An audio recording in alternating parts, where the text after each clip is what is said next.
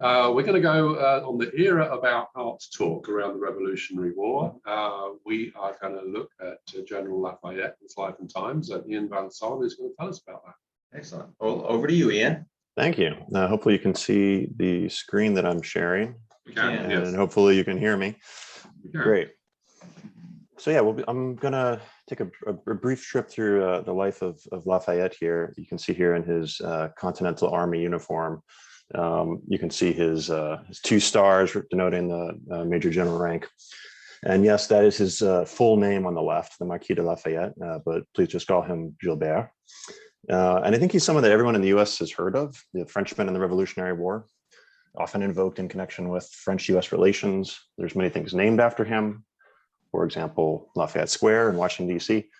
So it's right next to the White House, and you can see the statue of him in that park on the right there. But I think most of us probably don't know that there's a lot more to him. So I'm going to just focus on his early life, kind of leading up to the Revolutionary War, and skim over some other highlights. And I apologize for going so quickly here, but he's a fascinating person living through the age of revolutions. There's a lot that you could say about him. But I want to give sort of upfront a few interesting takeaway points on him. So first is that he was extremely young and inexperienced when he came to America. So when he came to the Revolutionary War, he was 19, 20 years old with practically no real military experience, which had, despite being a major general, which I think not everybody maybe realizes. And then secondly, after the war, he went on to do much more in France. So he went on to live until 1834. He's a hero to Americans. I think he's got a bit more of a complicated reputation in France, where he's known not for his military accomplishments, but his political activities. So he was involved in the French Revolution, as well as the Revolution of 1830. Yes, they had a lot of revolutions in France. We're still in the same republic that since it was founded, but France is in its 5th republic. And so he was involved in a couple of those. Third, I think that's worth noting about him is that he really was caught up in the cause of the Revolutionary War.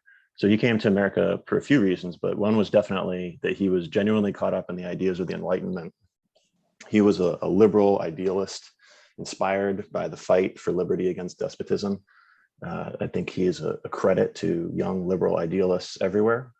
And finally, furthermore, not only was he a liberal idealist, but he was in a way more radical than many of the founding fathers, in that he also became an abolitionist.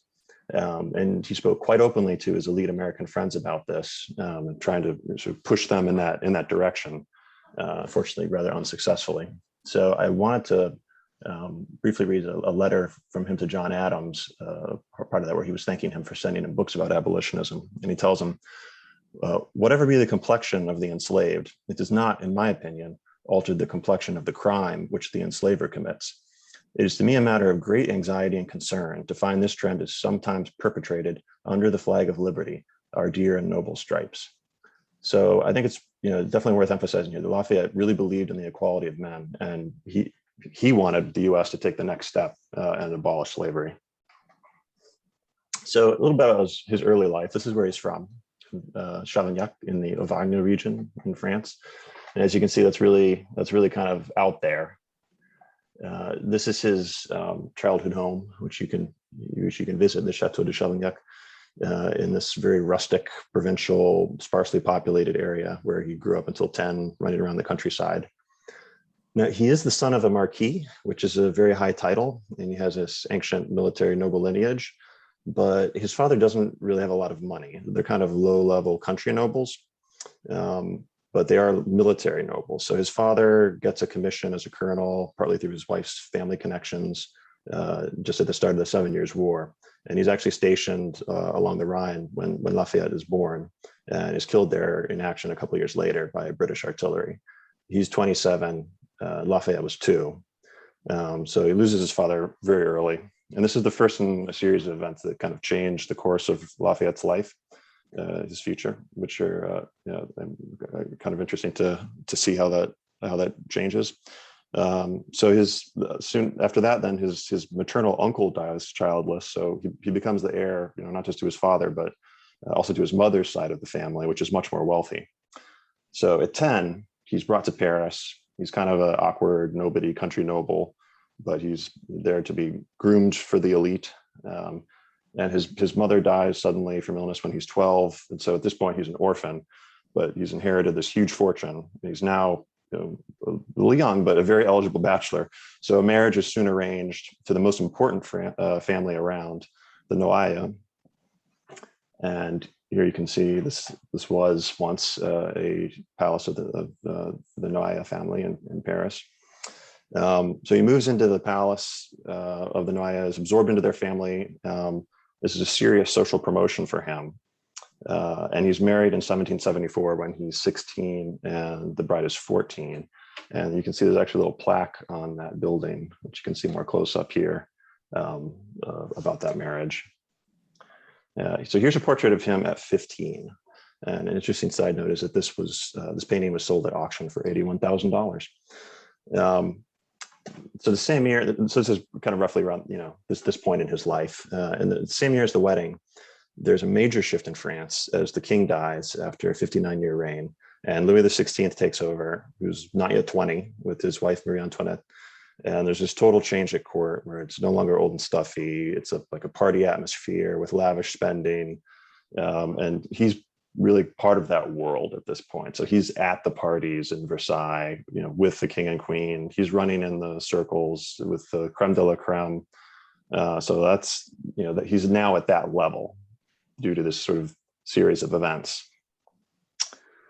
And about that time, he also starts his military career. So he reports to the army in Metz in France. This is a pretty cool statue of him there.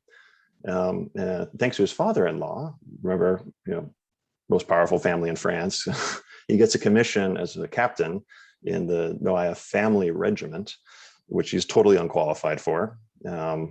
Another interesting side note is when he was first reporting to the army, he learned about inoculation, and he had himself inoculated against smallpox, which is kind of the early days of that. But anyways, so they have a problem in France in the military, which is that the army is infested with well-connected teenagers from important families holding ranks that they don't deserve. And that is not a recipe for an effective fighting force. Now, after the 7 years war defeat, it's kind of humiliating. There's this push for change in France. And when the new king took over, his prime minister tasks a career soldier with reforming the military. So obviously what he does is go after these antiquated family regiments, looking for these people like Lafayette that are young officers, like from top families. Lafayette's a full captain at 18, secured as a favor to his father-in-law. He's struck from the active duty roster, put on the reserve list, and his career is basically over. He has no hope of rising through the ranks. It's kind of ironic that if he had stayed like his father, this poor provincial noble, that maybe that wouldn't have happened. But that's what happens. And this is 1775, when he's also hearing in the army about the rebellion going on in North America. So it's kind of a complicated story about what's going on between France and America. There are agents from America in France soliciting aid. France likes the idea of helping and so sticking it to the British, but they're kind of wary of being pulled into the war. There's a lot of difficulty with communications because of the British blockade, but essentially there are commissions being given to French officers to join the Continental Army, even though this hasn't really been approved by Congress, and it's sort of a problem when they all start showing up.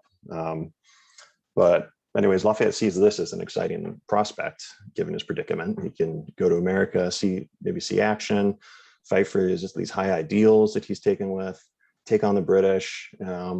But I think, we should also know that he could have also just stayed in Paris and led a very comfortable life as a rich guy partying in Versailles.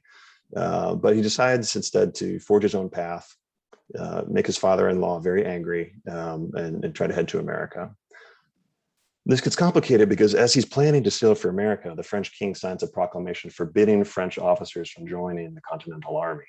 This is probably because the British are getting really upset about this. But Lafayette essentially disobeys, keeps his plan secret, and he buys a ship, because remember, he's rich, and sails with others to the fight in 1777. And this is the ship, the Victoire, that they head to America on.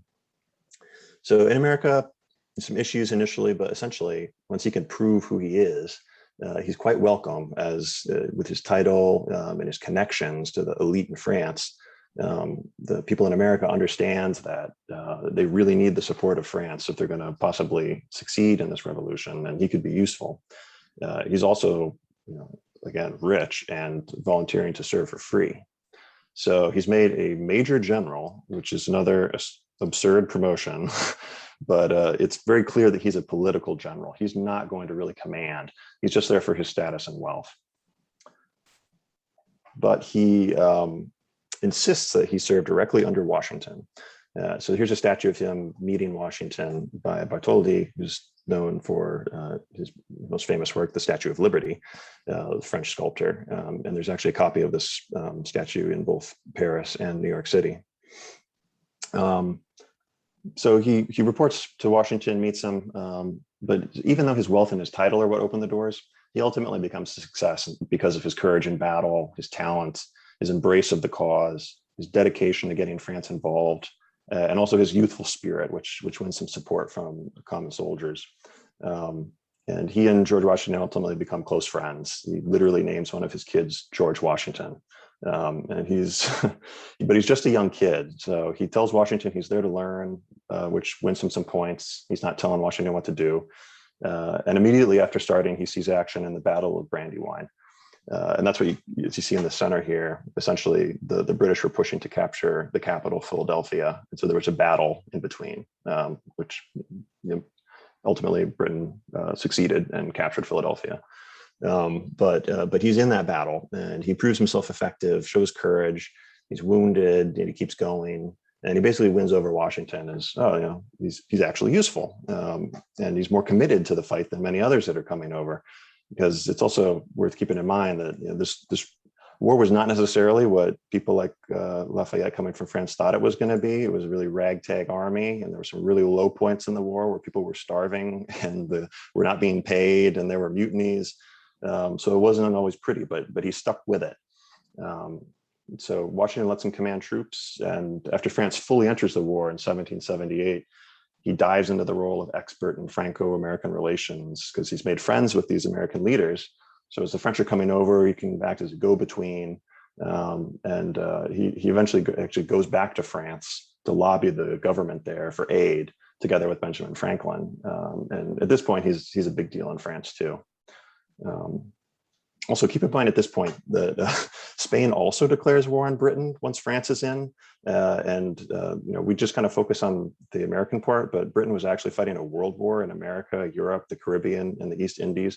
Remember the painting Sarah showed earlier of Gibraltar? Like that was the same time. So Britain was very busy. So he goes to France to solicit aid. Then he comes back on the Amiens, this French frigate. This is actually a reconstruction of it, which was built and sailed from France to the US a few years ago. These are pictures I took when I saw it, when it came in to visit ports on the East Coast. So he comes back on this ship, and then he's commanding forces in Virginia and takes part in the siege at Yorktown at the end of the war. So he's involved at the very end. And then he's back in Paris again when the Treaty of Paris is signed to formally end the war, which happens in this building in 1783. Here's a kind of interesting, I think, kind of ugly portrait of him on the left, but it's interesting because it was commissioned by Thomas Jefferson, who's like another buddy of his. I think the life mask probably gives a better representation of what he actually looked like. But to sort of wrap it up, he's back in France for the French Revolution soon after that, where he plays a role. He actually writes the first draft of the Declaration of the Rights of Man and of the Citizen in consultation with Thomas Jefferson. But ultimately things get out of control. And when he flees the country, he's actually taken prisoner by the Austrians and doesn't get out for 5 years. And then after that, he's kind of chilling in his chateau, seen here, La Grange, outside of Paris, kind of keeping a low profile during Napoleon's reign, and then when the monarchy is restored. But he comes back to the US in 1824, which is when these portraits are made of him, invited by the president and Congress for this kind of grand, reunion tour. So he comes back, and he really is a rock star in America. He visits every state in the country at that time. And one person wrote, I thought this was a good kind of summary of what how people felt about him, was that Lafayette had materialized from a distant age, the last leader and hero at the nation's defining moment. They knew they and the world would never see his kind again. So everybody comes out to see him. He celebrates his birthday with the president. Congress gives him $200,000. There's actually I found there's a group that's going around putting markers at places he visited called the Lafayette Trail. So you can look that up. And then his sort of final role, he's involved in the Revolution of 1830, which I won't get into, but it's kind of disappointing results. And he dies in this building in Paris in 1834, which has been divided up. But you can see here, there was a apartment in that building that was on sale in 2015 for 2.59 million euros. Let's look inside. So unfortunately, I'm gonna have to end there, but there's a lot about this guy and his long and interesting life and the major events that he lived through. Oh yeah, no, it's amazing. I mean, I had no idea. But we can have a whole town hall just on that, yeah, can we? Absolutely good. There's no doubt about that.